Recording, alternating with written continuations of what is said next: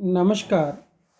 आज हम प्रस्तुत वीडियो व्याख्यान के माध्यम से महाराजा गंगा सिंह विश्वविद्यालय बीकानेर के द्वारा निर्धारित पाठ्यक्रमानुसार स्नातक प्रथम वर्ष राजनीति विज्ञान के द्वितीय प्रश्न पत्र प्रतिनिधि भारतीय राजनीतिक विचारक के पाठ्यक्रम में से लोकमान्य बाल गंगाधर तिलक के राष्ट्रीय शिक्षा संबंधी चिंतन का अध्ययन करेंगे। जैसा कि हम पूर्व के वीडियोस के माध्यम से तिलक के विषय में जो हमने ज्ञानार्जन किया, उससे हमें इस बात का ज्ञान हुआ कि तिलक न केवल एक महान राजनीति शास्त्री थे, अपितु वह एक महान शिक्षा शास्त्री भी थे। चिपलूणकर, आगरकर और तिलक के मन में राष्ट्रीय शिक्षा के बारे में एक रूपरेखा बन चुकी थी। महाराष्ट्र में शिक्षा आंदोलन के प्रणेता लोकमान्य बाल गंगाधर तिलक और आगरकर थे। उनका पाश्चात्य शिक्षा के प्रति झुकाव था, लेकिन वे इस दृष्टिकोण से असहमत थे और उनका कहना था कि यह शिक्षा व्यवस्था न तो छात्रों को देश की स्थिति का सही मालूमात कराती है, ज्ञान कराती है, और न ही उन्हें बेरोजगारी के दंश से मुक्त कराती है, अर्थात उन्हें जीविकोपार्जन के योग्य बनाती है। तिलक के जो राष्ट्रीय शिक्षा के विचार के 4 प्रमुख पक्ष थे। राष्ट्रीय शिक्षा के विचार के उनके प्रमुख पक्ष थे 4। उनका अध्ययन हम करेंगे। जैसे उन्होंने कहा था, शिक्षा क्या होनी चाहिए? जन सामान्य के लिए सुलभ, जन सामान्य के लिए सुलभ, निर्धन व्यक्ति भी शिक्षा प्राप्त कर सके। शिक्षा न केवल समाज के एलीट वर्ग के लिए, अभिजन वर्ग के लिए ही हो, अपितु आम आदमी भी, चाहे उसकी जाति कोई भी है, चाहे वो कहीं किसी वर्ग से भी संबंध रखता है, तो शिक्षा आम आदमी के लिए सुलभ होनी चाहिए। शिक्षा निर्धन व्यक्ति भी प्राप्त कर सके, ऐसी व्यवस्था होनी चाहिए।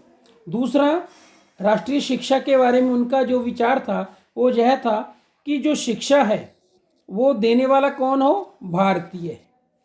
और किन चीज़ों को ध्यान में रखे? शिक्षा भारतीयों के द्वारा भारतीय उद्देश्यों को ध्यान में रखकर दी जाए, ध्यान में रखकर दी जावे। अर्थात भारतीयों के द्वारा जब शिक्षा दी जाएगी तो भारतीय लोगों में भारतीय मानवीय मूल्यों का सृजन होगा। वो शिक्षा का उद्देश्य मात्र धनोपार्जन है ऐसा नहीं समझेंगे, अपितु वो यह जान पाएंगे कि शिक्षा के माध्यम से व्यक्तित्व का विकास होता है, और इसके साथ ही व्यक्ति जब प्राविधिक शिक्षा को प्राप्त करेगा तो उसको वो शिक्षा जीविकोपार्जन का भी माध्यम बन जाएगी। तीसरी बात है कि शिक्षा के माध्यम से क्या होता है? व्यक्तित्व का विकास। जैसा कि हम सभी इस बात को जानते भी हैं कि शिक्षा ना केवल हमें शिक्षित करती है, ना केवल हमें क ख ग ढ या ABCD का ज्ञान कराती है, अपितु शिक्षा हमारे जीवन के विविध पक्षों का सर्वांगीण विकास कराने का हमें ज्ञान उपलब्ध करवाती है कि हम किस तरीके से व्यक्ति का सामाजिक विकास हो, किस तरह से व्यक्ति का धार्मिक विकास हो, किन चीज़ों के माध्यम से व्यक्ति का आर्थिक विकास हो, नैतिक विकास हो, उसका चरित्र निर्माण हो। तो ये सब बातें हम किसके माध्यम से सीखते हैं? शिक्षा के माध्यम से सीखते हैं। तो इससे क्या है? पर्सनालिटी का मल्टी डायमेंशनल डेवलपमेंट शिक्षा के माध्यम से ही होता है। दूसरी उन्होंने बात बताई थी चरित्र निर्माण, कि शिक्षा के माध्यम से हम राष्ट्रीय चरित्र निर्माण कर पाएंगे। व्यक्तिगत चरित्र निर्माण को तो वो अपरिहार्य मानते ही थे, लेकिन उनका मानना था कि शिक्षा से हमें राष्ट्रीय चरित्र निर्माण, राष्ट्रवाद की भावना लोगों में पैदा कर पाएंगे। नेक्स्ट उन्होंने बताया कि शिक्षा के माध्यम से युवकों को, यहाँ के लोगों को, मतलब भारतीय युवाओं को इस प्रकार प्रशिक्षित किया जाए कि वो क्या करें, राष्ट्रीय जागृति, राष्ट्रीय जागृति और आंदोलन के लिए प्रेरित और संगठित हो सके। राष्ट्रीय जागृति और राष्ट्रीय आंदोलन के लिए प्रेरित हो सके। जब भारतीय युवा राष्ट्रीय आंदोलन के लिए प्रेरित होंगे तो निश्चित ही हमें स्वराज्य मिल जाएगा। और तिलक का मानना भी है कि स्वराज्य, उनका नारा भी था कि स्वराज्य मेरा जन्म सिद्ध अधिकार है और हम इसे प्राप्त करके रहेंगे, और स्वराज्य ही हमारी सब बीमारियों की एकमात्र औषधि है। तिलक का कहना था कि शिक्षा क्या है, शिक्षा का अर्थ बताते उन्होंने कहा कि पढ़ना लिखना सीख लेना ही, पढ़ना लिखना सीख लेना ही शिक्षा नहीं है। जैसे मैंने अभी आपको बताया कि क ख ग क ज्ञान प्राप्त हो जाना, ABC के विषय में जान लेना शिक्षा नहीं है। शिक्षा वही है, अब उन्होंने बताया कि शिक्षा किसे कहते हैं। शिक्षा वही है जो हमें जीविकोपार्जन के योग्य बनाए और देश का सच्चा नागरिक बनाए। देश का सच्चा नागरिक, सच्चा नागरिक का मतलब क्या है कि जिसमें राष्ट्रीय चरित्र का निर्माण हो, जो अपने बारे में ही नहीं देश के बारे में सोचे, राष्ट्रीय सच्चा नागरिक बनाए।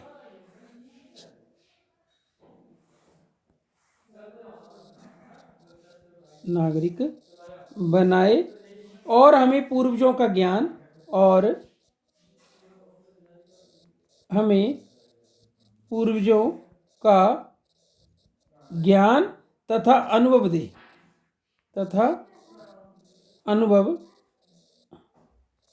अनुभव दे। ये तिलक के अनुसार शिक्षा का उद्देश्य था। उनका मानना था कि शिक्षा जब हमें जीविकोपार्जन के योग्य बनाएगी, देश का सच्चा नागरिक बनाएगी और हमें इस बात का भी ज्ञान कराएगी कि हमें ज्ञान के लिए पाश्चात्य जगत की ओर देखने की आवश्यकता नहीं है। हमारा देश और हमारे देश के लोग इतने समर्थ हैं कि वो हर विषय का ज्ञान हमें प्रदान कर सकते हैं। इस दृष्टि से उन्होंने राष्ट्रीय शिक्षा की जोरदार वकालत की। उनका कहना था कि राष्ट्रीय शिक्षा से ही राष्ट्रीय चरित्र का निर्माण हो सकेगा, देशवासी मतांतरों से ऊपर उठकर संगठित हो सकेंगे और देश की शक्ति बढ़ेगी। तिलक ने राष्ट्रीय शिक्षा का एक ऐसा पाठ्यक्रम प्रस्तुत किया जो व्यवहारिक था और उस पाठ्यक्रम के माध्यम से ही देशवासियों के सर्वांगीण विकास में सहायता मिलेगी। स्वदेशी आंदोलन के दिनों में राष्ट्रीय शिक्षा के लिए उन्होंने महाराष्ट्र में समर्थ विद्यालय स्थापित किए। ऐसे विद्यालय जो समर्थ हैं किसमें, युवाओं की फौज तैयार करने के लिए, जो नैतिकता का सृजन करने में। तिलक की राष्ट्रीय शिक्षा भारतीय पद्धति और पाश्चात्य पद्धति, ये दोनों पद्धतियां हैं। कौन कौन सी? पाश्चात्य पद्धति, शिक्षा की पाश्चात्य पद्धति एवं भारतीय पद्धति, दोनों का समन्वय तिलक की राष्ट्रीय शिक्षा के विचारों में हमें मिलता है।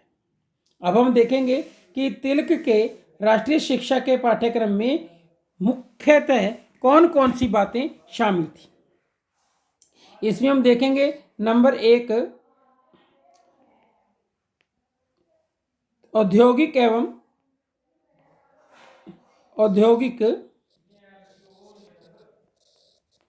एवं प्राविधिक शिक्षा पाठ्यक्रम का अंग बने।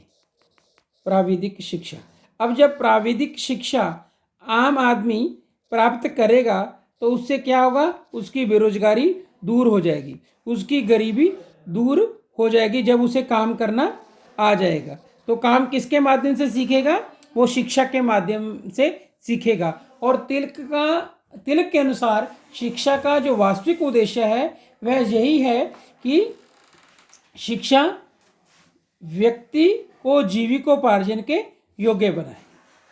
उन्होंने कहा कि शिक्षा जब तक जीविकोपार्जन का साधन नहीं बनती है तो वह शिक्षा नहीं है। नंबर 2, उनके शिक्षा के पाठ्यक्रम में दूसरी जो बात है धार्मिक शिक्षा। तिलक धार्मिक शिक्षा पर बहुत अधिक जोर देते थे और कहा करते थे, किसी को अपने धर्म पर अभिमान कैसे हो सकता है यदि वह उसे अनभिज्ञ है। अगर वो जानता नहीं उसके धर्म में क्या बातें हैं, क्या अच्छाइयाँ हैं, कितने कितने बड़े लोगों ने त्याग तपस्या की है, उस विषय में अगर वो जानता नहीं है तो उसे उसका अभिमान कैसे हो सकता है। धार्मिक शिक्षा का अभाव ही इस बात का एकमात्र कारण है कि देश भर में ईसाई पादरियों का प्रभाव बहुत अधिक बढ़ गया था। तत्कालीन समय में भारतीयों में हीनता की भावना घर कर गई थी। उनमें कूपमंडूकता की बात समा चुकी थी। वो इस बात को मान चुके थे कि हिंदू धर्म में कुछ नहीं है। इस्लाम और ईसाई धर्म प्रचारकों ने भारतीय लोगों में हीनता की भावना का संचार करने में कोई कोर कसर बाकी नहीं रख छोड़ी थी। इसलिए तिलक ने बार बार इस बात पर जोर दिया।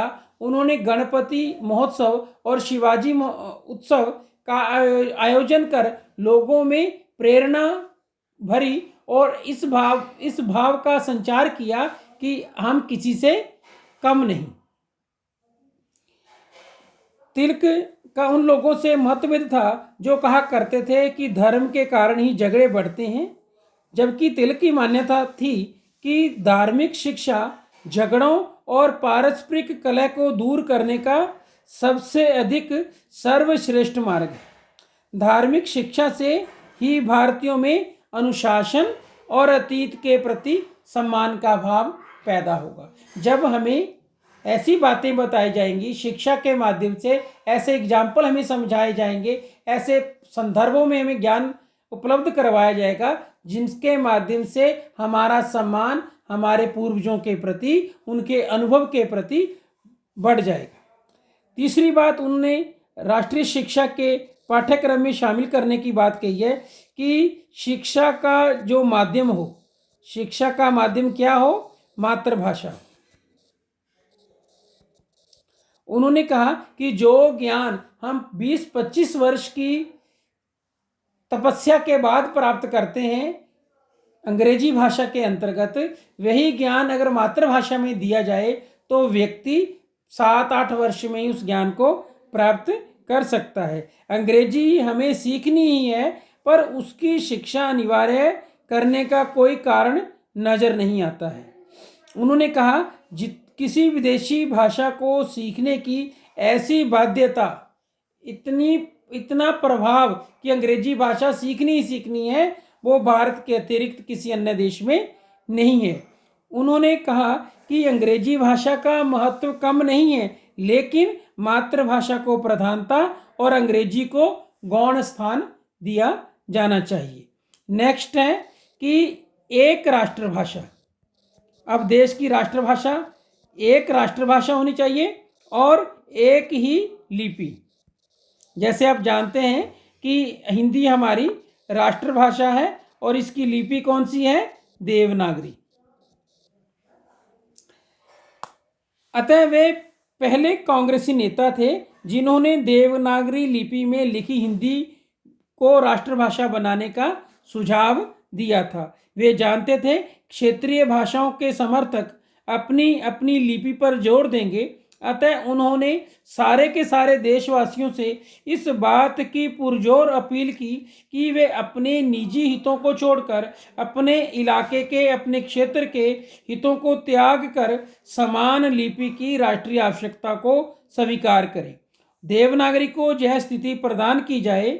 तिलक के अनुसार रोमन लिपि अपनाने के सुझाव को हास्यास्पद बताकर तिलक ने उसका पुरजोर विरोध किया। वो नहीं चाहते थे कि तत्कालीन परिस्थितियों में छात्र स्वाधीनता आंदोलन से अलग रहें। वे चाहते थे कि छात्र साथ साथ पढ़ना लिखना भी जारी रखें और इसके साथ ही कुछ समय जनता में चेतना उत्पन्न करने, स्वदेशी और बहिष्कार के महत्व का प्रचार करने में भी लगाएं, क्योंकि सबसे अधिक जो आवश्यक है वो है स्वराज्य। स्वराज्य की प्राप्ति का साधन उन्होंने क्या बताया था? स्वदेशी, बहिष्कार, निष्क्रिय प्रतिरोध और राष्ट्रीय शिक्षा। शिक्षा को जन जागरण का सर्वोत्तम साधन तिलक मानते थे। उनका कहना था कि यदि भारत में स्वतंत्र देशों जैसी शिक्षा प्रणाली को अपना लिया जाए तो भारत में अंग्रेजी सरकार की नींव हिल जाएगी। राष्ट्रीय शिक्षा के अध्यापकों के लिए उनका संदेश था कि वे प्रतिभा और समर्पण की भावना को आदर्श मानकर चले और शिक्षा के माध्यम से भारत के प्राचीन आदर्शों को पुनर्जीवित करें। हमें उन आदर्शों का हमें स्मरण कराया जाए कि हमारा जो पुरातन है इतना महत्वपूर्ण है कि इतना हमारे लिए उपयोगी है कि अगर हम उनका ज्ञान प्राप्त करेंगे तो हमें पाश्चात्य जगत की ओर देखने की आवश्यकता ही नहीं है। पांचवा बिंदु उन्होंने बताया राजनीतिक शिक्षा। राजनीतिक शिक्षा शिक्षा युवकों को शिक्षा युवकों को देश की सेवा और स्वाधीनता के लिए समर्पित करने का माध्यम थी। उनके अनुसार राजनीतिक शिक्षा शिक्षा के पाठ्यक्रम का एक अनिवार्य अंग थी। वे राजनीतिक शिक्षा के माध्यम से युवकों को देश की परिस्थितियों से परिचित करवाकर उनमें स्वाधीनता प्राप्ति का संकल्प जगाना चाहते थे।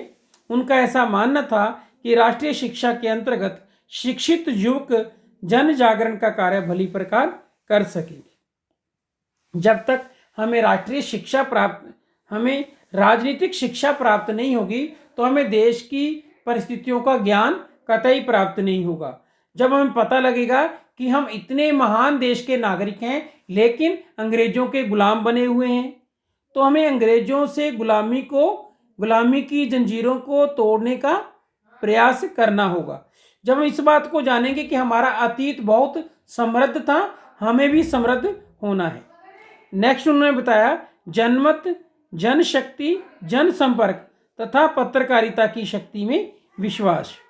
तिलक ने क्या माना कि जनमत को जागृत करना चाहिए, पब्लिक ओपिनियन को जागृत करना चाहिए। दूसरी बात है जनशक्ति। अब सबसे बड़ी शक्ति कौन सी है? जनशक्ति। जब पूरी की पूरी जनशक्ति जन जागरण में लग जाएगी तो ऐसा है ही नहीं है कि हम गुलाम रह जाएं, हम शीघ्र ही स्वराज्य को प्राप्त कर लेंगे। और ऐसा तभी होगा जब हम जनसंपर्क करेंगे, देश के आम लोगों को उनमें राष्ट्रीयता की भावना का संचार करने के लिए कार्य करेंगे। उनका निश्चित मत था कि जनता में बड़ी शक्ति होती है और निरंकुश शासक भी जनमत से बह खाते हैं। 1891 में केसरी उनकी पत्रिका थी। कौन कौन सी? एक केसरी और दूसरी मराठा। उन्होंने केसरी पत्रिका में लिखा, शासक अत्याचारी हो जाते हैं क्योंकि जनता अपनी शक्ति नहीं जताती। अगर जनता एक हो जाए तो शासक उसके सामने शक्तिहीन हो जाएंगे। अब आवश्यकता सबसे बड़ी किस बात की है? कि जनता एक तो जाग जाए और दूसरा एक हो जाए। उन्होंने केसरी में लगातार ऐसे लेख लिखे जिनमें किसानों, मजदूरों, कारीगरों, जुलाहों, भीलों, छोटे दुकानदारों की सुरक्षा और उन्नति के लिए चिंताएं व्यक्त की गई थी। उन्होंने देश के शिक्षित वर्ग को यह संदेश दिया, आप अपने आप को साधारण जनता से अलग न समझिए, झोंपड़ियों तक जाकर साधारण जनता की स्थिति में सुधार कीजिए और उन्हें संगठित कीजिए। अब आवश्यकता सबसे बड़ी उन्होंने क्या बताई कि संगठन में ही शक्ति है, यूनियन इज स्ट्रेंथ। अगर जनता संगठित हो जाएगी तो वास्तव में जनशक्ति के माध्यम से हम देशी शासन की जड़ें हिला सकते हैं। राष्ट्रीय आंदोलन के प्रमुख नेताओं की तरह लोकमान्य बाल गंगाधर तिलक का भी यह विश्वास था कि राष्ट्रीयता के संदेश का प्रचार करने के लिए समाचार पत्र बहुत अधिक शक्तिशाली माध्यम है। समाचार पत्र अर्थात प्रेस बहुत अधिक क्या है, शक्तिशाली है। उनके पत्रों केसरी और मराठा ने जन जागरण की दिशा में बहुत उल्लेखनीय कार्य किए और लोगों को देश सेवा के लिए, देश के लिए समर्पण भाव को पैदा किया। उन्होंने देश के लोगों में इस प्रकार की शिक्षा व्यवस्था की अनिवार्यता जताई जो आम जन को सुलभ हो सके और जिसमें हमारे प्राचीन समृद्ध वैभवशाली इतिहास को लोगों को बताया जाए, ताकि उनमें हीनता का नहीं, चेतना का संचार हो, जागरण का संचार हो और उनमें अपने स्वदेश के प्रति भाव पैदा हो कि अब हमें गुलाम नहीं रहना है। दूसरा, इस्लाम धर्म और ईसाई धर्म के प्रचारकों ने जो उनमें अपने धर्म को श्रेष्ठता सिद्ध करते हुए हिंदू धर्म की को हीनता सिद्ध करने का प्रयास किया, उन लोगों में तत्कालीन भारत की स्थिति कुछ ऐसी ही थी। उन लोगों में उन्होंने शक्ति का संचार किया। गणपति महोत्सव, शिवाजी महोत्सव, इन धार्मिक आयोजनों के माध्यम से लोगों को सबसे बड़ी बात क्या बताई कि संगठन में ही शक्ति होती है। धन्यवाद।